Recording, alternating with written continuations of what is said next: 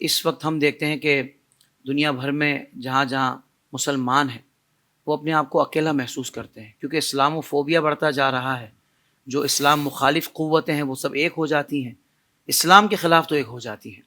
حالانکہ اسلام تو ہمیشہ محبت اور امن کا درس دیتا ہے، مگر مسلمان بیچارہ اس کو آپس میں ایک تو لڑوایا جاتا ہے بڑے منظم طریقے سے ان طاقتوں کی طرف سے کہ جو اسلام کے خلاف ہیں. تو مذہبی شدت پسندی کا کہیں شکار ہو جاتے ہیں، کہیں ان کے ساتھ نہ جانے کیسے کیسے ظلم ہوتے ہیں، اور کوئی اسلامی مملکتیں یا جو اسلامی طاقتیں وہ ساتھ دینے کے لیے تیار نہیں ہوتی.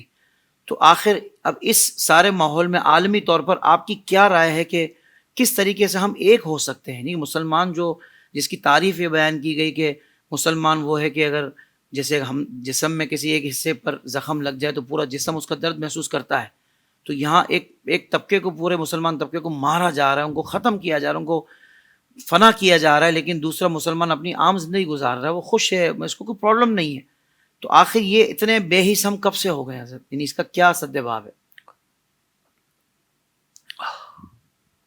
بڑے دکھ کی بات ہے جس کا آپ نے اظہار کیا ہے، اور یہ دکھ جو ہے وہ چند افراد کا دکھ نہیں ہے، جی پورے عالم اسلام کا ہے، اور اس کی مثالیں ہیں ہمارے سامنے. اور اس کی جو وجہ ہے وہ صرف اور صرف یہ ہے کہ مسلمان منظم نہیں ہے، مسلمان منتشر ہے، اور ہر کوئی اپنی دنیا میں آباد ہے، اور ہر کوئی یہ چاہتا ہے کہ مجھے تکلیف نہیں آنی چاہیے، مجھے ایسا نہیں ہونا چاہیے. خود غرضی بڑھ گئی ہے. اللہ اکبر. اس خود غرضی کی وجہ سے یہ سب کچھ ایسا ہو رہا ہے. اور آپ یہ دیکھ لیں کہ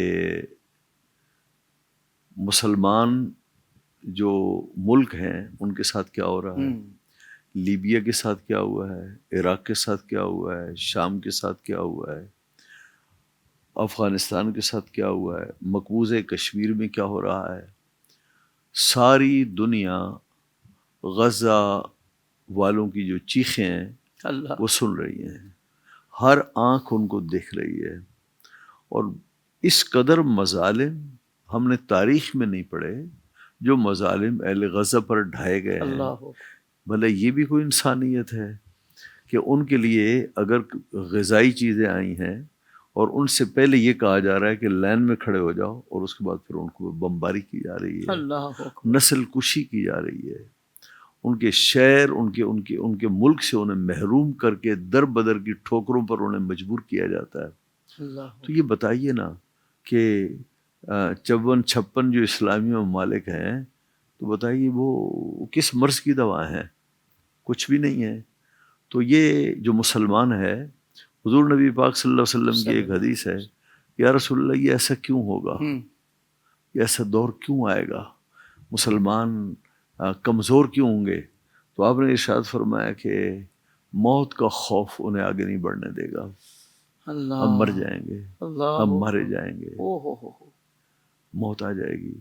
اچھا یہ بھی خوف ہے، یہ بھی خوف ہے ہم سے حکومتیں نہ چھن جائیں. جی حکومتیں چھن جائیں گی تو پھر کیا ہوگا؟ جی لہذا جو بھی ہو جائے، ملک پر زوال آ جائے، لوگ مر جائیں، اسلام بدنام ہو جائے، میرے جو تخت ہے، تاج ہے، وہ سلامت ہونا چاہیے. اللہ اکبر.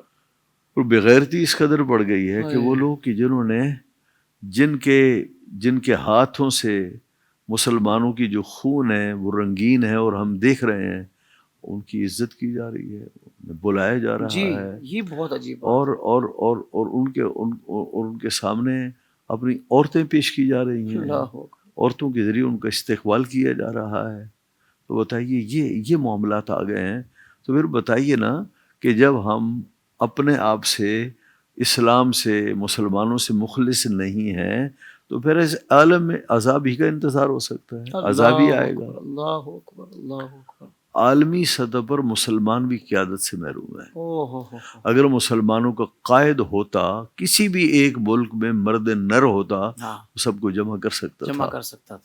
تو اس وقت جو ہے جیسے اہل سنت و جماعت اس پاکستان میں قیادت سے محروم ہے، عالمی سطح پر مسلمان بھی قائد سے محروم ہے. قائد ہوگا تو یہ سارے کام ہوں گے. زندگی کے تمام شعبوں میں دینی رہنمائی حاصل کرنے اور آخرت کو بہتر کرنے کے لیے ہمارے YouTube channel Islamic digital studio کو سبسکرائب کر لیں اور بیل آئیکن بھی پریس کر لیں۔ قرآن سے بھی ملاتا ہے ہمارا